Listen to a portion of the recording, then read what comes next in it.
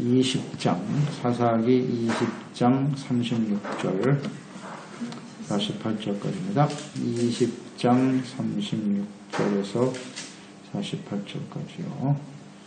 읽습니다. 이에 베냐민 자손이 자기가 패한 것을 깨달았으니 이는 이스라엘 사람이 기브아에 매복한 군사를 믿고 잠깐 베냐민 사람 앞을 피하며 곡병이 급히 나와 기브아로 돌격하고 나아가며 칼날로 그 온 성읍을 쳤습니다.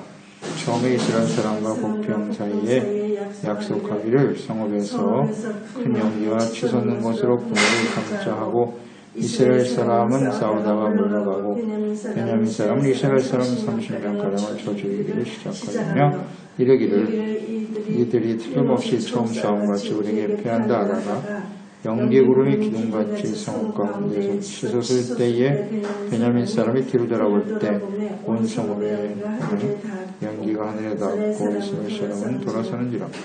베냐민 사람들이 화가 자기들에게 미친 것을 보고 심히 놀라 이스라엘 사람 앞에서 몸을 돌려 광야 길로 향하였으나 군사가 급히 추격하며 각 성읍에서 나온 자를 그 가운데에서 진멸하니라.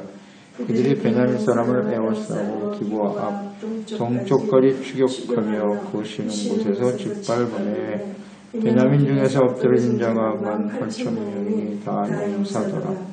그들이 몸을 돌려 광야로 도망하였으나 림몬바에 이르는 큰 길에서 이스라엘이 또 5,000명을 이삭줄 듯하고 또 급히 그 뒤를 따라 기도에 이르러 또 2,000명을 죽였으니 이날에 베냐민 사람으로서 칼을 빼는 자가 엎드러진 것이 모두 25,000명이니 다 용사였더라. 베냐민 사람 600명이 돌이켜 광야로 도망하여 림몬바에 이르러 거기에서 넉 달 동안을 지냈더라. 이스라엘 사람이 베냐민 자손에게로 돌아와서 온 성읍과 건축과 만나는 자를 다 칼날로 치고 각지는 성읍을 모두 다 불살랐더라. 회개하지 않는 자들의 최후. 언약의 백성인 이스라엘, 하나님께서 약속하신 땅을 차지하고 그 이후의 삶을 보여주는 사사시대, 가나안 땅에서의 삶의 의미, 이것을 잘 이해하고 깨달아야 되는 것이죠. 거룩하시고 의로우신 왕이신 하나님이시잖아요. 이스라엘 다스리시는 왕이신 하나님, 그 다스림을 받는 하나님의 백성으로 살아가야 하는 것이죠.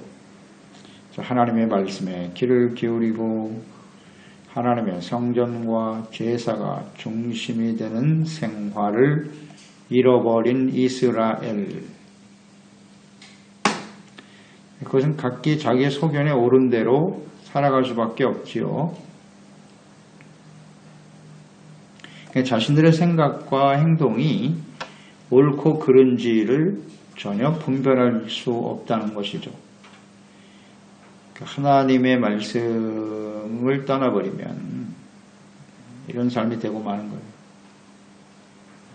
아무리 그들이 가나안 전쟁에서 승리했고 가나안 땅을 기업으로 분배받고 하나님의 백성이라고 하는 놀라운 언약과 축복을 누리며 살아간다 할지라도 그들이 한순간 하나님과의 관계가 떨어지고 말이죠.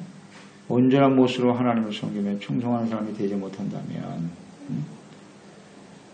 이렇게 자기의 생각대로 살아갈 수밖에 없다라는 거죠. 그러니까 우리가 늘 하나님의 말씀에 귀를 기울이고 하나님의 말씀을 들음으로써 자기 자신을 잘 분별하고 깨닫는다는 것은 매우 중요한 것이죠. 네. 이것을 우리는 생각해야 합니다. 그러니까 이스라엘 백성들을 중보하고 거룩한 예배자로 하나님 앞에서 엄격하게 자신을 통제해야 하고 하나님을 섬겨야 될 레위인, 이 레위인의 부패로 인해서 촉발된 이스라엘 백성들 간에 벌어진 전쟁, 악을 행한 베냐민 지파, 그들은 이스라엘 총회로부터 자신들의 죄의 문제를 해결하고 돌이킬 수 있는 기회를 얻었죠. 권면을 되었습니다. 악한 자들을 내어줘라. 그러나 그들은 거부했어요. 거부했습니다. 그리고 이스라엘 총회와 싸우겠다. 싸움을 결정하죠. 40만 이스라엘 군대와 맞서 싸우려고 하는 베냐민 지파 사람들. 대단히 용감해 보이죠. 용감해 보이지만 이것은 교만과 만용입니다. 무지한 것이죠. 자신들의 죄에 대한 깨달음이 없는 것이고, 더 나아가서 자신들이 지금 이스라엘 총회와 싸우려고 하는 것은 곧 하나님을 대적하는 일이라는 사실을 전혀 인식하지 못하고 있죠. 이건 무지입니다. 무지에서 나오는 만용에 지나지 않아요. 또 완악함이고요. 이스라엘 총회 역시 마찬가지죠. 이스라엘의 공의, 의를 바르게 세우겠다라고 하는 명분을 가지고 일어섰지만 언제나 전쟁은 명분이 의란 말이에요. 그 싸움에 임하기 전에 또 베냐민 지파의 죄에 대해서 징계하겠다 하는 의도로 일어났지만 형제의 눈에 있는 티를 빼기 전에 먼저 자신의 눈에 있는 들보를 빼는 것이 옳다. 항상 이걸 잊지 말아야 돼요. 자신들의 죄를 살피지 않았어요. 그 싸움에 임하다가 2번이나 실패했죠. 그 실패 원인을 잘 몰랐어요. 처음에. 왜 우리가 져야 하는지. 하나님 앞에 울며 통곡했죠. 처음에. 왜 우리가 이렇게 져야 되는가. 깨닫지 못한 채 재차 전쟁에 나가다가 실패하게 된 것인데요. 2번 패하고 난 후에 비로소 하나님 앞에서 번제와 화목제를 드리게 되죠. 그 과정을 통해서 자신들의 죄를 깨닫고 회개하고 용서받고 의롭다함을 얻는다고 하는 것이 얼마나 중요한 일인가 오늘 이 전쟁을 통해서 배우게 되지요. 분명 이들은 의를 가지고 일어섰고 하나님의 나라 공동체를 바르게 세우고자 하는 모습으로 일어섰긴 했지만 자신들이 하나님 앞에 의롭다함을 얻지 못하면 이렇게 무기력한 사람들이 되고 말아요.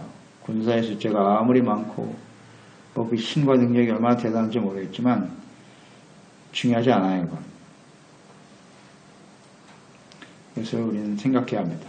우리가 예수 그리스도를 믿고 구원받아 하나님의 자녀가 되어 주님을 섬기는 생활, 대단한 은혜와 축복이죠. 하나님이 우리의 아버지가 되시고 우리는 그의 자녀가 되어 하나님과의 관계 속에서 인생을 살아간다. 그렇지만 하나님 앞에 우리가 계속해서 이 의롭다함을 얻지 못하면 말이죠. 문제는 하나님이 함께 하실 수 없다는 거예요. 함께 하실 수 없어요. 이게 참 중요한 문제인데 이걸 우리가 놓치기 때문에 결국 인생을 실패하게 되는 거예요. 하나님은 그 택한 백성들, 하나님이 그 백성들을 택하셨어요. 그건 은혜로 시작된 것이고요. 그들에게 주신 약속은 간단해요. 내가 너와 함께 할 것이다. 하나님이 함께하면 놀라운 일이 벌어집니다. 놀라운 기적과 역사들이 일어날 수밖에 없고요. 그의 앞길을 누구도 가로막을 수가 없어요. 가장 확실한 인생, 가장 안전한 인생을 살게 되는 거예요. 그러나 그러기 위해서는 하나님의 언약을 잘 지켜야 된단 말이에요. 말씀을 듣고 순종하라. 간단하잖아요. 근데 우리 이걸 놓친다고. 하나님이 없이도 우리는 얼마든지 살 수 있다. 하나님의 말씀에 귀를 기울이지 않아요. 막연하게 우리는 하나님의 자녀고 백성이니까 잘 될 거야. 그렇지 않습니다. 잘 보여주잖아요. 우리가 매일매일 하나님 앞에 말씀 앞에서 우리 죄를 깨닫고 회개하고 용서받는다고 하는 건 얼마나 큰 은혜인지. 예수님의 그 십자가의 구속의 은혜는 너무나 복되고 귀한 거예요. 근데 그 은혜를 헛되이 받으면 안 된다는 거죠. 겸손하게 언제든지 하나님을 믿고 의지하고 순종하는 하나님의 뜻에 따라서 움직이는 사람들이 되어야 하겠죠. 이건 정말 놓치면 안 돼요. 막연하게 하나님이 함께 하시겠지. 그렇지 않습니다. 이들이 언약의 백성 맞잖아요. 총회가 모인 목적도 옳잖아요. 다른 잘못된 게 아니에요.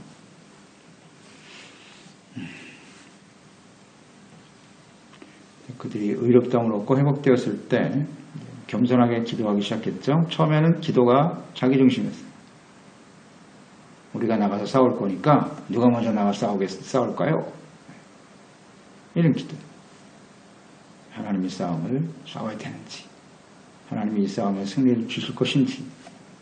그걸 생각지 않고 우리가 40만이니까 충분히 이길 걸, 자신의 능력만 의지했단 말이죠. 자신의 뜻을 하세요. 그러니까 이 이스라엘 총회 역시도 자기 소견에 옳은 대로 행동하였을 뿐입니다. 그래서 이 싸움에 실패하게 되는 거예요.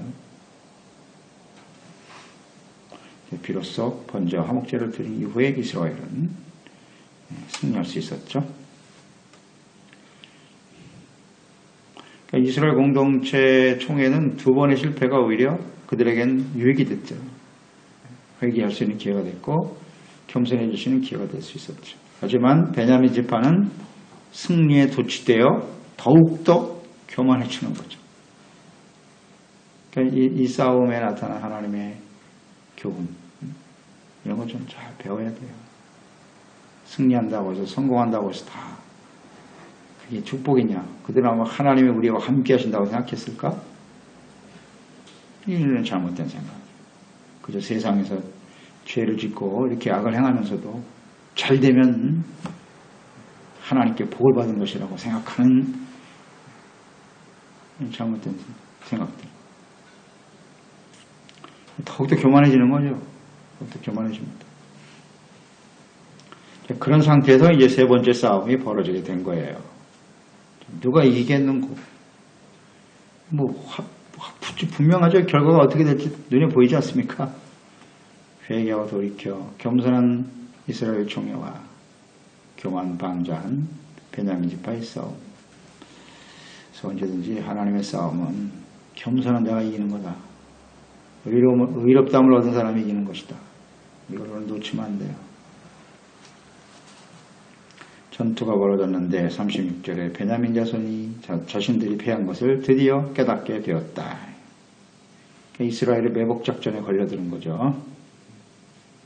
과거의 두 차례 전투의 승리와 교만이 분별력을 상실하게 만든 거예요.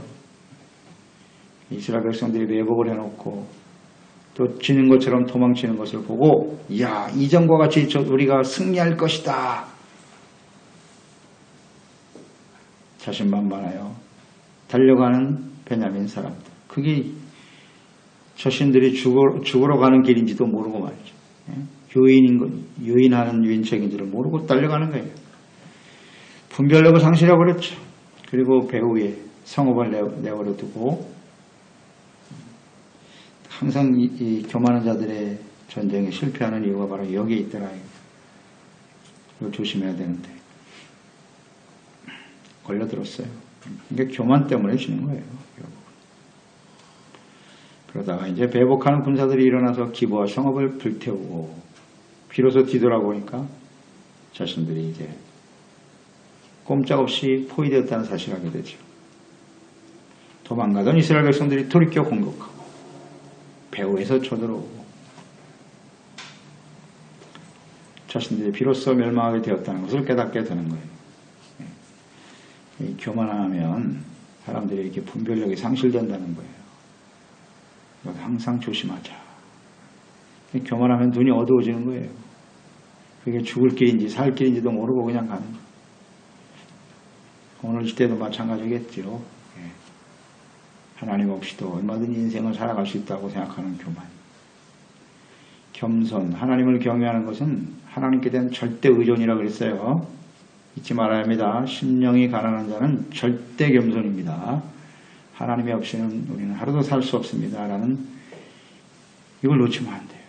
하나님 앞에 갈 때까지. 차라리 이스라엘 백성들이 두 번의 실패와 패배는 그들에겐 복이 되는 거예요. 하나님을 의존할 수밖에 없으니까요. 여러분이 잘 생각해야 돼요. 왜 우리의 삶 속에 시련과 실패와 고통, 울면 탄식할 수밖에 없는 이런 일들이 우리에게 어떤 교훈을 주는지, 어떤 유익을 주는지를 잘 알면 돼요. 겸손해지라는 거예요, 그만큼. 그래서 오늘날 시대는 하나님 없이도 살기 좋은 시대잖아요. 우리가 늘 묵상되는 거지만 세상에 하나님 없는 사람도 너무나 잘 살잖아요. 잘 먹고 잘 살고 너무 편안하게 사는 것 같아. 행복하게. 그냥 그게 진짜 행복인지 아닌지도 모르고 말이죠. 너무 부러워. 그렇게 사는 게. 그러니까 모든 사람들이 자꾸 이렇게 하나님을 떠나게 되는 거예요. 하나님 백성들도. 거기에 영향을 받아가지고 하나님 없이도 얼마든지 잘 살 수 있다고 생각한다고요. 여기서부터 이제 이 비극이 시작되는 거예요. 잘 좀 생각해 보세요. 우리는 하나님 없이는 살 수 없다. 절대로 승리할 수 없습니다. 그래서 잘 좀 인식해야 합니다. 이기는 자가 천국 들어간다는 거 다시 한번 생각하시고요. 영적 싸움은 지금도 계속되고 있는 거예요. 자기 자신과의 싸움, 세상과 죄와 그 배후의 역사는 악한 원수 마귀와의 싸움, 지금도 계속되고 있다. 어떻게 해야 승리할 수 있을 것인가 생각해야 해요.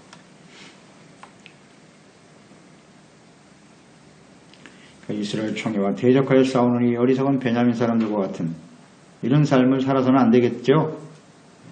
절대 안 됩니다.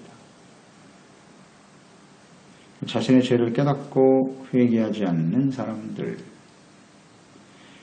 자신의 능력을 과신하면서 만용을 부리는 자들의 최후가 어떠한가 잘 나와 있네요. 결국 그들은 광야로 도망치다가 다 죽임을 당합니다. 25,000명이 죽었다고 했어요. 죽임을 당하게 되었고, 그리고 그 성읍에 있는 사람도 다 죽었잖아요. 다 칼로. 닥치는 대로 성읍은 다 불태워버리고 사람들을 죽였다. 죽음의 길로 가는 거죠. 한두 번은 승리의 기쁨을 만끽하며 짧은 시간을 지냈을지 모르겠으나 그 결말은 이렇게 비참하다. 이들이 하나님의 백성이기 때문에 하나님 안에 있는 사람들은 절대로 안 돼요. 교만하면 하나님이 가만두시지 않습니다. 이걸 우리는 잘 생각하고요. 하나님을 인식하고 하나님과 함께 하나님 말씀 앞에서 바르게 살아간다고 하는 건 얼마나 중요한 일인지 몰라요. 이걸 떠나보니 죽는다. 말씀과 교회와 거룩한 예배와 주님을 섬기는 삶을 떠나 우리는 죽을 수밖에 없다는 거. 악한 원수마귀가 우는 사자같이 다 기다리고 있거든. 떠나는 순간 봐. 이렇게 되잖아요. 일부러 성공하게 만들어요. 이렇게 교만하게 만드는 게 마귀가 하는 일이거든. 간단해요. 마귀는 우리가 교만하게 만드는 거예요. 에덴 동산 보세요. 하와에게 속이잖아요. 너도 하나님처럼 될 수 있어. 하나님 없이도 너 얼마든지 살 수 있어.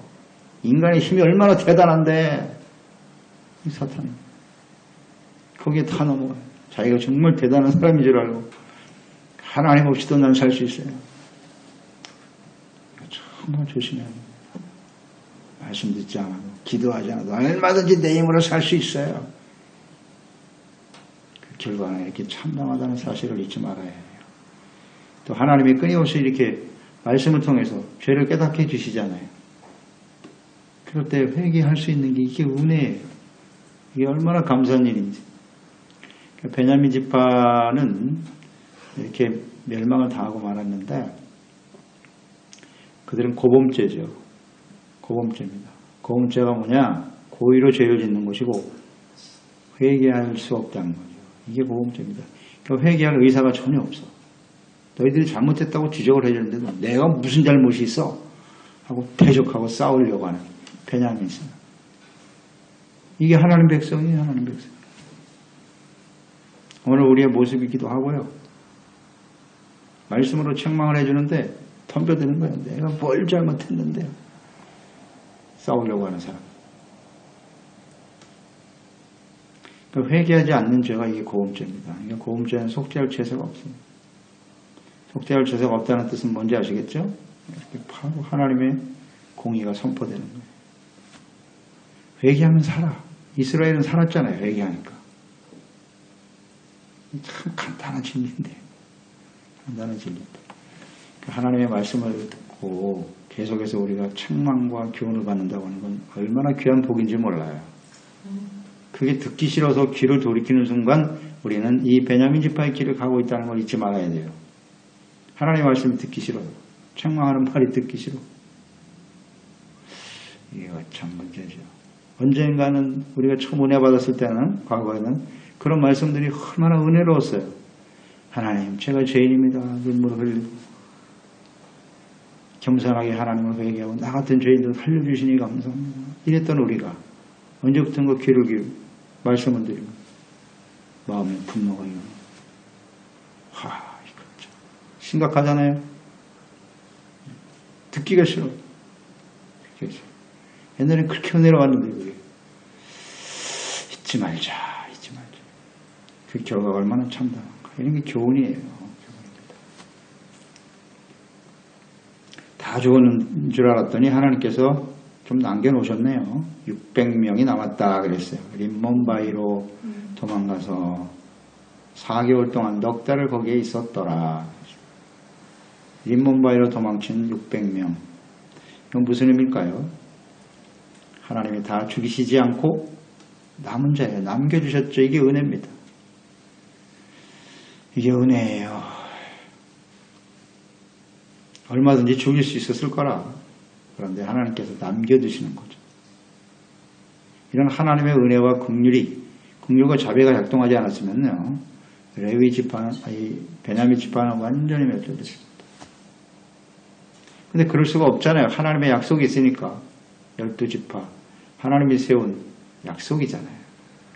하나님은 그 약속에 신실하신 분이고 자비와 긍휼을 베푸시는 거죠. 그러니까 심판을 행하시는 중에도 하나님이 자비와 긍휼이 나타나는, 이건 뭐 아주 분명한 하나님의 뜻이죠. 그래서 600명을 하나님이 살려주신 거예요. 그래서 이제 그 이후에 21장에서 우리 보겠습니다만, 그들이 베냐민 지파가 다시 살아날 수 있도록 배려하는 이스라엘 총의 모습을 보게 되죠. 그건 하나님의 뜻이에요. 우리가 하나님의 자녀와 백성으로서 이렇게 죄를 짓고 악을 행하는 우리 이웃들을, 형제들을 볼 텐데요. 하나님께서 역사하시도록 이렇게 맡기는 게 제일 좋고요. 회개할 수 있는 기회를 언제나 제공하는 것이 맞아요. 끝까지 정죄하고 그냥 사람들을 죽이려고 몰아치지 말고, 그건 하나님의 자녀와 백성들이 해야 될 태도가 아니에요. 언제든지 여지를 남겨야 돼요. 우리가 징계하는 이유는 회개하고 돌이키라는 거지. 그게 목적이지. 이렇게 사람을 죽이고 하나님의 백성들을 그냥 완전히 멸절시키고 그래야 내가 승리하는 거다. 그렇지 않습니다. 우리는 자꾸 그런 생각을 하게 된다. 그건 옳지 않아요. 언제든지 하나님의 마음으로 형제 눈에 있는 티를 빼기 전에 내 눈에 있는 들보를 빼려고 했어야 되고, 우리가 베냐민 지파 같은 이런 완악한 마음 절대 안 된다. 이걸 깨닫고요. 늘 겸손한 자세로 책망을 받으면 겸손해져야 돼. 하나님 앞에 온전한 모습으로 회복되어져 가는. 그래서 하나님이 함께 하는 게 중요하니까. 그렇죠? 하나님이 함께 하시면 문제될 게 없어요. 우리가 지금 굉장히 힘들고 고통스러운 시간들을 지나고 있지만 어떻게 보면 참 앞이 안 보이잖아요. 미래가 불투명해. 이거 어떻게 될까? 걱정이 많겠죠. 그게 문제가 아니고 하나님이 함께 하시면 문제될 게 없어요. 우리가 하나님과 함께하는 사람이 되어야 한다는 거죠. 여기에만 집중하면 될 것 같아요. 너무 걱정하지 말고 염려할 것도 없어요. 주님이 함께 하시는데, 우리 하나님은 선하신 하나님이시고 능치 못함이 없으시잖아요. 근데 왜 우리는 우리 자신만 바라보고 환경만 바라보고 하나님은 할 수 없으실 것 같다고 무능하신 하나님으로 몰아가나? 이건 대단히 하나님 앞에 불충하는 모습이에요. 불순종이라고. 절대 그러면 안 돼요. 끝까지 하나님 앞에 내가 어떤 사람이 될 것인가. 의와 진실한 거룩한 백성으로, 거룩한 예배자로 하나님 앞에 서 있는 저희들이 될 수 있어야 하겠습니다. 기도하겠습니다. 하나님, 오늘 베냐민 사람들 죄를 지으면서도 그 죄가 무엇인지를 깨닫지를 못하네요. 이스라엘 총회가 죄에 대한 책망과 권고가 있었습니다만 받아들이지 않습니다. 그들에게 회개할 수 있는 기회가 주어졌지만 그들은 거부했습니다. 하나님 백성들과 싸우는 것은 곧 하나님을 대적하는 일이거든요. 하나님과 대적하여 이길 수 있을까? 첫 번째, 두 번째 승리함으로써 더욱더 그들은 교만해졌고 그 만영으로 말미암아 분별력을 상실하고 결국 죽음의 자리로 들어가고 마네요. 주여, 우리의 삶 속에 우리가 하나님의 자녀 백성으로 살아가는데요. 이제 하나님 말씀 앞에서 늘 자신을 살피고 겸손한 모습으로 주님을 섬기는 저희들이 되게 하여 주시옵소서. 우리는 회개가 필요 없을 정도로 완벽한 의인이 아닙니다. 하나님은 의롭다고 인정을 해주시는 것뿐이죠. 우리가 죄를 깨닫고 돌이키는 순간 하나님의 의롭다고 인정해 주시는 거예요. 그런 거로 늘 하나님과 하나님 말씀 앞에서 겸손한 저희들이 되게 하시고 하나님과 말씀을 떠나고 책망과 교훈의 말씀을 떠나버리면 결국 이 베냐민 지파처럼 교만과 완영으로 인해서 비극적인 최후를 맞이하게 된다는 사실을 잊지 말고 말씀과 기도로 깨어있는 하나님을 경외하는 신실한 주의 자녀들 되게 하여 주시옵소서. 우리가 바르게 서야 많은 사람들을 생명과 구원의 길로 인도할 수 있는 거예요. 이 어리석은 사람들 때문에 베냐민 전체가 멸절을 당하잖아요. 하나님이여, 이런 비극적인 일들이 우리의 가정과 삶에는 이루어지지 않도록 끝까지 하나님 앞에 서는 그날까지 겸손함으로 의와 진실함으로 하나님의 거룩한 백성, 참된 그리스도인답게 살아가는 저희들이 될 수 있도록 도와주시옵소서. 예수님